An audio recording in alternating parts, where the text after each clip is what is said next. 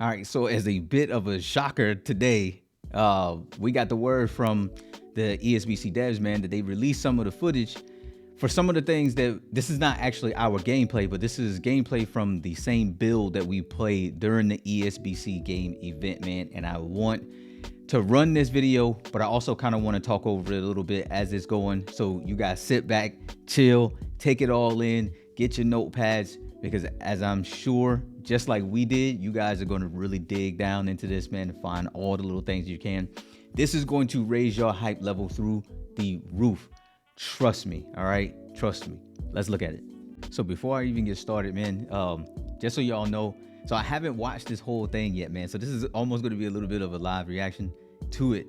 I did skim through it a little bit, and I know that you're going to see every fighter that we played outside of Terrence Crawford, Tyson Fury, and Deontay Wilder. I think those are the only three that were in this little clip that they gave us here. Oh, and again, remember, this is not our actual gameplay. These are just clips from the build that we actually played while we was there, man. So let's go ahead. Let's look over it, yo. Let's look over it. So right now, you're looking at Joe Louis and Rocky Marciano. If you look at Joe Louis's shorts, man, the purple shorts, we were told that somebody actually from the Discord is the one who actually found out like what color his shorts was, and they actually got that into the game. So that's dope. But look at so hold on, let me go back. There's so much happening right now, right? So did you see the way that he actually dodged that right hand and then the counter to the body? So it puts him in this stunned stagger state that you have here. And usually there is a guaranteed follow-up. Once you stagger him, you're just about guaranteed a follow-up. And if you notice, like every power shot and stagger isn't the same. So sometimes you just get stunned, and then sometimes you actually, like this right hand here, you actually get staggered, and you know what I'm saying, you're thrown off balance. But look at the way the sweat is flying, and so for some added context, right? During the event, we talked about the damage to the body and the damage to the head, and we talked about how these areas down here actually like lit up. If you look at Rocky Marciano's body, this dude is probably going to be ready to go in a little bit of no time, because right now both sides of his body are orange. The middle portion of his body is yellow, and then he's got some yellow up here, which means he's been taking a good deal of damage. Just by looking at where he's taking the damage at, we already know that Joe Louis has been putting in some serious work. But if you look at Joe Louis, let me get this out of the way. But if you look at Joe Louis, the top side of his head is actually, it's red. So anytime he gets hit on that side of the head, he's going to be taking some serious damage, and the chances of him going down are going to be higher. So here's Kell Brook, him and Arturo Gatti. Kell Brook ended up being a favorite of Boxing Fanatical while we was there. As you can see, you know what I'm saying, he caught him with the pull counter with the right hand.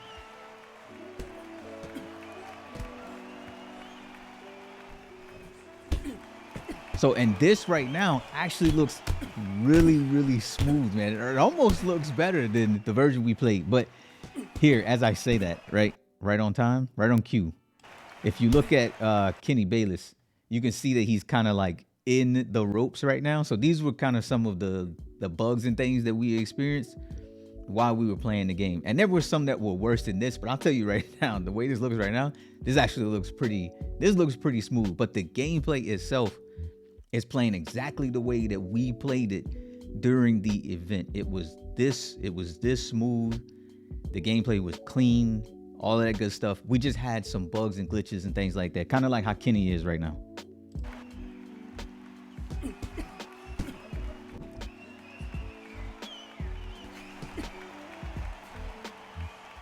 Oh, dude, that was so clean. See, this is the stuff that gets me excited about this game, okay? If you watch the way that Kell Brook slipped here and then countered with that left hand to the body. Oh my goodness. So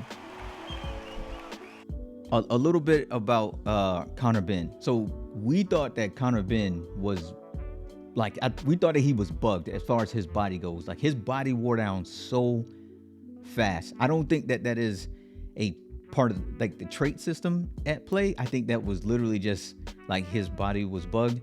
Obviously, that is not confirmed. That is something that we would have to get, but that's just something we noticed. The 6 of us, honestly, playing the game, and it was kind of wore down quick. Connor's power was kind of like obvious though, which was really good, and I think that was part of the trait system actually at play. So let me go ahead and play this out. This is Connor Ben versus Arturo Gatti. And as you can see, how he just slipped. He just slipped and then stepped around.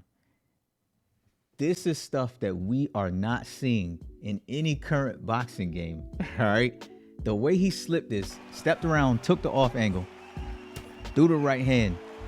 When offense and defense is all working together, this game looks masterful, dude. It looks. Look at the step back left hand. It just, everything looks really, really good when everything is being brought together and you have people who are on the controls who know how to get everything out of it.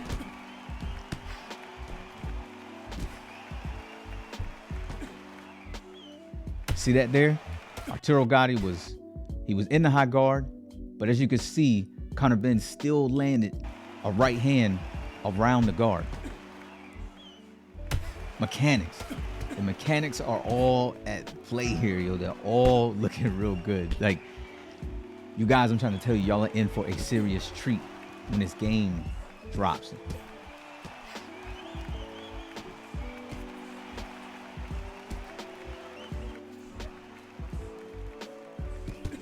So, okay.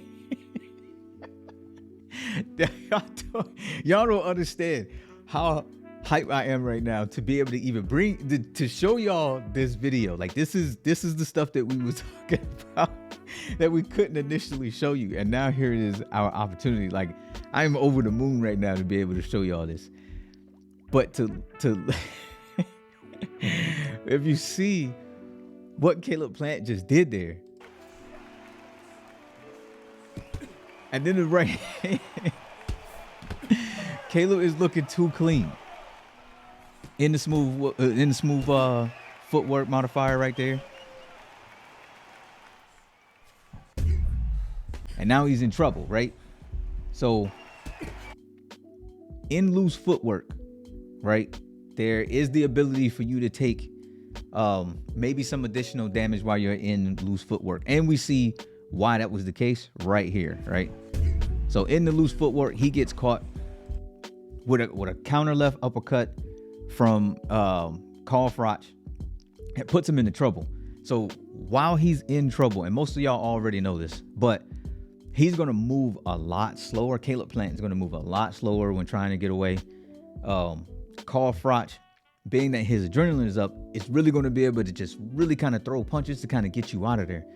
The difficulty that we had with this was that it was too easy to kind of like avoid someone coming down on you when you were hurt. So there were a lot of times where people got into these damaged states like this and they were still able to get away. You wasn't really able to apply pressure that way, which is good and bad, because if you get hurt like this, it shouldn't be a free knockdown, right? We've seen people where they've been severely hurt and then they've moved around the ring and avoided damage, or not been knocked down at all. So I think this is somewhat true to life in itself. The negative, though, I will say, is that once you get someone this way, you want them out of there. And if you can't track them down, man, like it becomes a little bit like disheartening. But I mean, we're looking for realism, right? We don't want anything for free. That's not what boxing is, and nothing in boxing is free anyway. So this also shouldn't be free.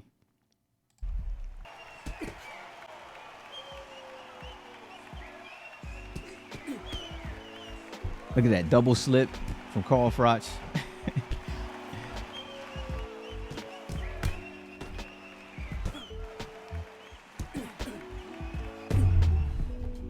And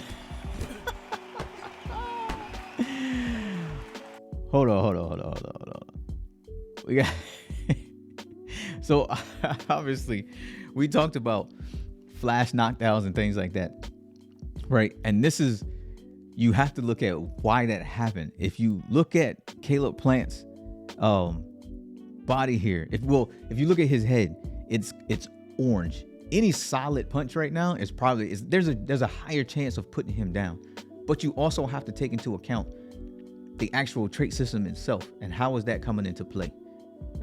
There's so many different factors to why you could get a one punch knockdown, the timing of the punch, the trait system, left hand, right hand power, and that is the trait system working on both sides and not just one.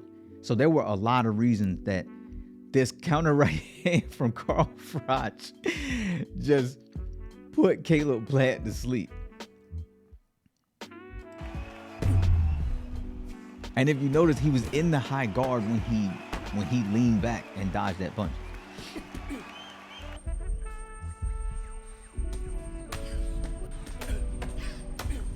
Look at that. Real Arturo Gatti fashion. My man is not trying to go down, yo. He is fighting back. He's not having it. Even though he's weak, you can see that he still has the ability to fight back. His punches are coming a little bit slow, even though his stamina is up. He's hurt, right? But he's not going down.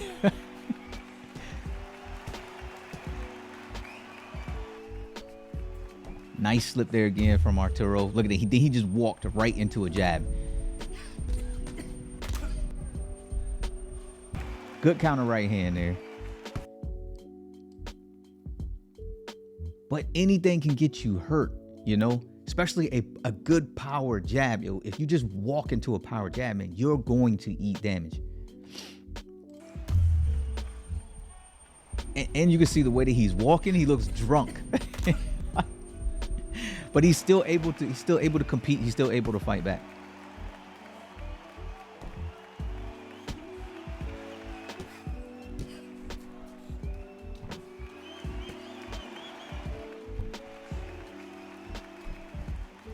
Controlling the range a little bit there. He did eat a right hand. That right hand did more damage because he was actually punching at the same time. Right hand, left uppercut from Arturo Gatti. Arturo Gatti, yo. Whoever's controlling Arturo Gatti does not like to run away, yo. That man is in there fighting. Missed the check left hook right then. Then eats another left uppercut. And then that's the end of the video. Look, there are a few things here that I want to talk about. And I'll drop just about anywhere. So we'll stop here. All right. So that was, I love the way that he moved around right there. I want to catch one of these slips though. Had him hurt, stepped around. The slip there. So we'll use this one. And this is, I want to talk about this before I end this video, because this was kind of one of my biggest things, was the fact that, and a lot of y'all on the channel already have heard me talk about it, the fact that you cannot slip and punch while within the slip, or you cannot weave and punch while still within the weave, right? Basically keeping your head off of the line in any manner and then throwing a punch. What you see here is where every punch is reset back to center. This is my biggest criticism as of right now, is the fact that there is a reset to center. Now, we do understand why this happens, and our greatest guess is the way that it was actually mocap. So all of the mocap is usually done. Everything is kind of like reset, and then you start back from whatever starting point. We've actually seen that in some of the pictures from Sonny Edwards. You'll see the little markings on the ground, things like that. That is where they're supposed to stand at. Usually they record and then they reset, record and reset, record and reset. But what that has done is created a situation where we don't have punches that start from within the slip. They all start from the center. And I want y'all to see it just again. So he's in the center. Every punch he throws, right, comes back to center again. What we should be able to do is throw punches from here, right? Now, I understand that this right hand is not going to have a ton of power on it if you're looking at general boxing mechanics and things like that. It's not going to have a lot of power. But with him slipping to the outside, especially if Arturo had thrown this right hand or what have you, he should be able to counter. That is really my biggest criticism. But if he can counter with that right hand, he can also throw this left hand in there, you know, and being able to fight within the slip or while weaving or something like that really opens up what it is that you can do when you want to transition your defense to your offense to defense seamlessly. So that is really my only criticism. I won't say my only, but my biggest criticism for the gameplay at all. If they can get that small piece in, then we are in business. We are completely in business, and this it really will be an even greater experience than what y'all are watching right now. But this is the game that we played. You know, if y'all notice, Kenny Bayless really ain't involved. he's not really involved in the fight at all. Sometimes you hardly see him. He's kind of just like floating around. Obviously you don't want any referee to be too involved in the fight, but there was a situation of a clinch earlier on. I mean, it was a very short clip, but they did clinch, and Kenny wasn't nowhere to be found. He was nowhere he was nowhere involved. He just wasn't trying to be a part of it. I can't tell y'all, watching Joe Louis, right? The first time that I saw Joe Louis I was so amazed at the way that they took his character, man, and just brought him back. Yo, I'm a big time Joe Louis fan. As just kind of like a historian for this sport in general. It was amazing to see him. The brown gloves, dude, I'm a huge fan of the brown gloves. But to get his trunks and everything right, I thought was amazing. So there was a clinch. It was very short. I mean, not a whole lot of time for Kenny to really get in, no ways. But I'll tell y'all right now, Kenny wasn't coming. All right, Kenny ain't been paid. He wasn't trying to get involved in any of these fights.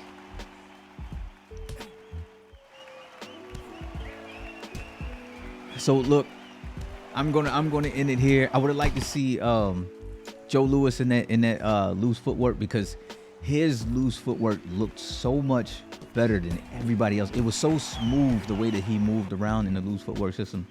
But you guys let me know, man. I'm going to end the video here. I want to talk about this a little bit more. I'm actually going to use this. This is a real informal video, man, for anybody. This is more like kind of like how my live streams done. But I wanted to get this out there, man, so y'all see it, and I wanted y'all to just kind of like hear my live reaction to it. Again, I would like to do a live stream on this. Listen, if y'all want me to do a live stream, man, and really like go into detail and break this down, like slow-mo break it down, then hey, let me know down in the comment section, man, and I'll do it, obviously. But I'm gonna go ahead and end it here. Here it all is. This is some of, not our gameplay, obviously. Let me say that again, not our gameplay, but this is from the build that we played during the ESBC Game Event. I know that people have been asking for it. People have been saying, just drop the game, just release the game now. We'll play it, we'll test it, all that type of stuff. After watching this, after hearing me, let me know what y'all think. Do y'all think SCI should just drop the game right now the way that it is? Or do y'all see things in it, in this short video, that would warrant not bringing it out right now? Is the slipping and weaving, not being able to punch within the sleeve and the whip, man, like is it a game breaker for you? It's not a game breaker for me, man, but I would really like to have it. Wink, wink, SCI. But yeah, man, I'm gonna go ahead and end this video. I'm excited sitting here watching it. I'm probably gonna watch this like 9 more times. Let me know, man, if y'all want a live stream breakdown of this. Let me know, man, and we'll do it. But appreciate y'all for coming back to the Coach's Corner. Appreciate SCI, man, for dropping this and letting us use this. But I will catch y'all on the next one. Peace out.